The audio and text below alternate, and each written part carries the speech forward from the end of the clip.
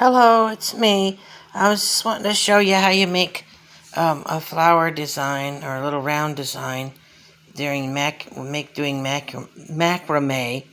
And I'm using button upholstery thread and this small little thread that I have that I got extra. And anyway, you just put down the center. You can have 2 strings or 1, and you put a bead on in the center. And here you can see the center bead is in the middle there of each little floweret. And then on the side strings, you'll have 2 strings on the side, and you get ready to macrame those. You put 3 beads or however many you want on there, and I put 3. See, and then it's on the side there, 3 of them on the side. And then on the other string on the other side, you put 3 beads. And then you draw them up close. Then you draw them up closer. And then you make this, if you do the twist, you just keep going and make a 4 with your thread like this. Your thread just loops around and lays over top of this center thread. And then you take this thread and put it over top of the piece that's coming over this way. Then you take the end piece, which is right here, on this piece right here, and you go under the centerpiece. Oops, let me get it in there. You go under the centerpiece and under the 4. Oops, where'd it go?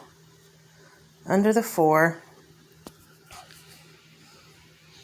And then you pull it like that. And then you pull both of them at the same time, which I can't do unless I get some way to hold the camera. Anyway, you pull them tight, and then that's what happens. It builds this little thing like you're tying your shoe somehow over top of this center thing here. And then you pull it tight, and I'm going to do that. And then you make another 4 on the same side.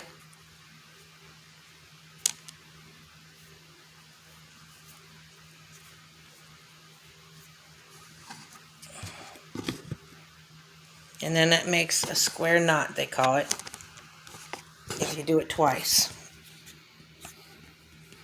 So I just did that while I laid the camera down. Then you have it like this. Then you can, I usually do it one more time and then put the flowerette on. But if you want to do macrame in between there, you can do as many macrames as you want to, square knots or twist. A square knot is when you make a 4 on this side and then make a 4 on this side. And then you go under and over and pull both sides. And then it'll make it a flat. It'll make it a flat macrame. And you could do that and make more space in between the beads. Here's what it looks like when you just do about 4 or 5 of them. You can't really see it because it's button thread. It's so thin that you can't see the twist on it. See, there is on the end where I started. You can see the twist there. Let me see if I can show you. Where's it at?